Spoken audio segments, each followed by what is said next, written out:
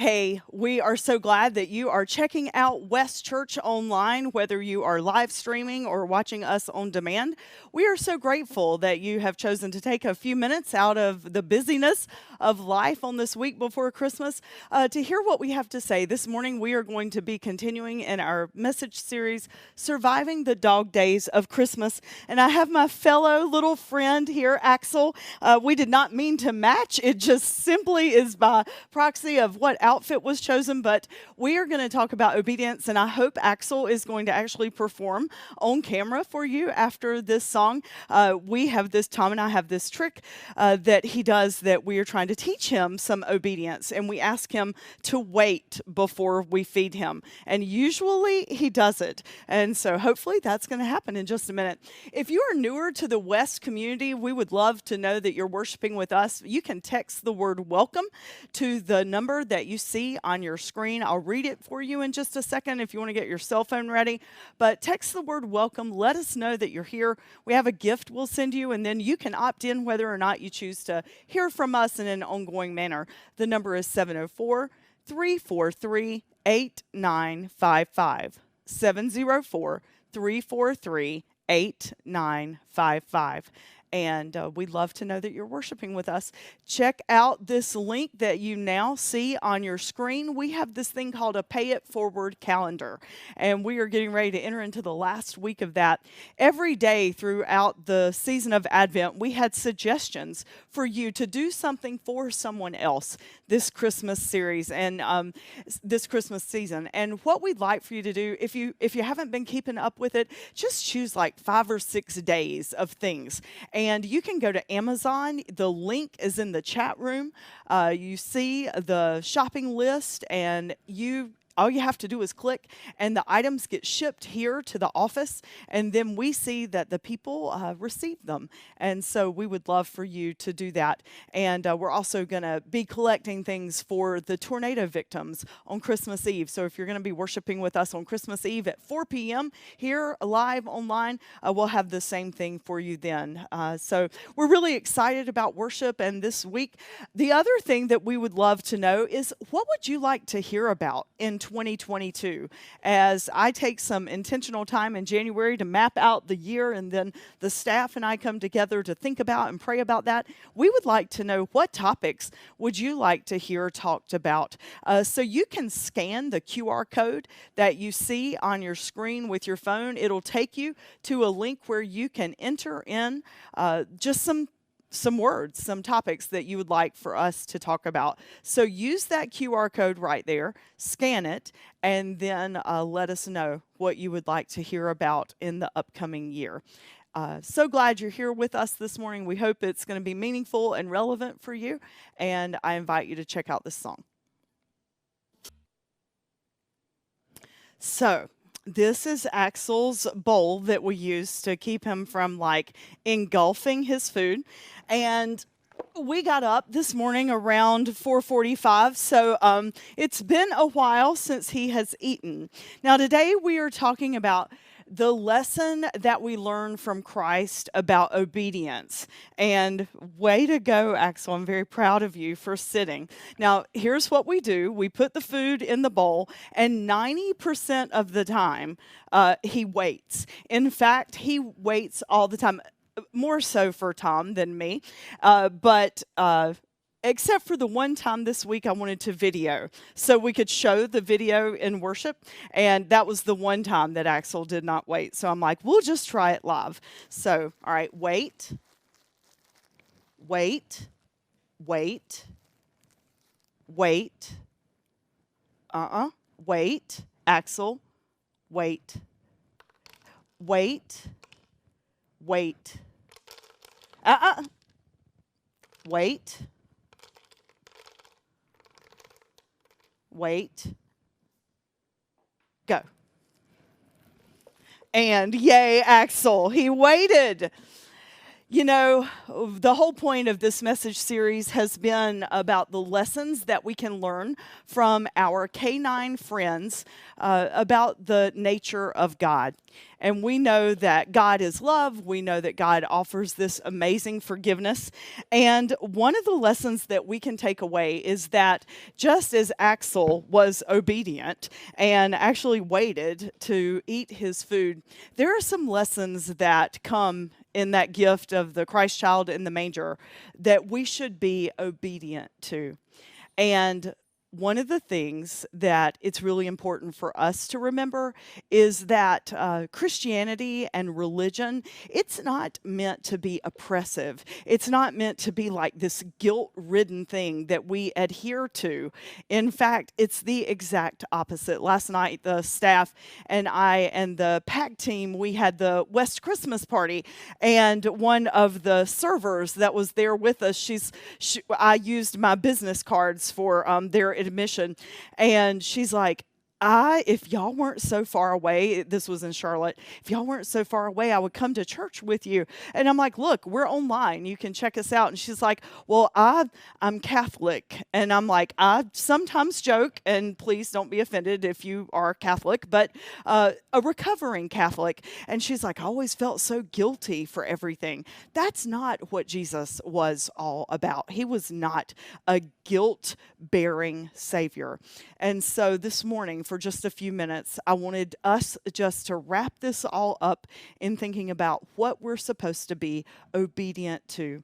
The first thing for us to remember is that the habits that Jesus instituted, they are counter habits. They're not the habits that everybody were adhering to all their lives. In fact, in the Gospel of Matthew, he would say, you have heard it said, but I say. And there's this whole chapter of all these things that Jesus would say that you have heard people say, and they go back to the law and they would talk about, all those rules and like what is murder and what is, having idols and adultery and marriage and sexual immorality and physical appearance. Like they had all those things. And Jesus is like, okay, well, you've heard it said, that if someone hurts you, then you can have revenge. But here is what I say to you.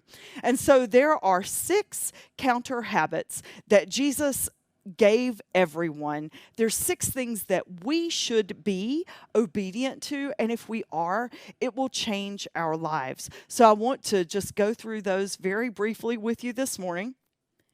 The first thing is love your enemies. Jesus talked a lot about anger, and that murder is having anger in our hearts toward other people. He's like, look, you've heard all these rules and guidelines around what murder is and when you can commit murder and when you can't. Well, that was in the law. Here is what I'm saying to you. And when I say murder, like, remember, they would stone people if they committed sins. He's like, you know what? That's not okay. Here's what is okay. You are supposed to love your enemies. You're supposed to pray for those who persecute you. And you are supposed to bless those who curse you. That's a counter habit. It turned everything upside down. Loving enemies, blessing those that persecute us or curse us, turn the other cheek. It was no longer an eye for an eye. It was the exact opposite. How often do we practice that in our lives? How often do we seek to love those who are hateful and mean to us and pray for those who persecute us? And the other 3 counter habits that he encouraged everyone to adhere to: turn the other cheek, go the extra mile, and give the shirt off of your back. Turn the other cheek, go the extra mile, and give the shirt off your back. So this morning at the high school at 10 a.m., we're going to do the message like we always do, but this morning it's short. And we are trying to be very intentional about doing the same thing with you online, not just necessarily having a short message, but the purpose behind it. We as a church, we are a no huddles kind of church. From the very beginning of the inception of West 11 years ago, we were very intentional about we did not want to be a bunch of people that, just sat around and made it comfortable for us. And we come in and we have, this very ornate space and cushy space. And then we get our souls fed, and then we go back out in the world and continue in our existence. We wanted to be countercultural from religion, and we wanted to be people that were out doing and being Jesus for the community. And so that's why we don't own a big building. It's why we worship in a warehouse and in a rented community space to build relationships so that we can have more resources to go and do and be. So this morning, the message is supposed to be talking about being countercultural and having counter habits and going and turning the world upside down in the way that we live and the way that we love. But honestly, as I was prepping for the message, I just felt like I needed to say, instead of you should go do this, I just wanted to say thank you. Because 68 people have Christmas gifts because of you. People, $150 on average was spent for 68 people. The front office was just packed with bags of gifts and gift cards. And, sometimes in the years past, we've been like, okay, we have to, we have this many people left, and can you take them? And this time, we were out of people. And you all were still asking, what can we do to help? And then when we found out just 10 days ago that there were 15 homeless families with the school that we partner with, Third Creek Middle School, 15 families that were displaced living in a hotel, and their kids are enrolled in that school. You all stepped up and you provided gift cards of $100 for food for those families, for local restaurants that they could go to. So thank you.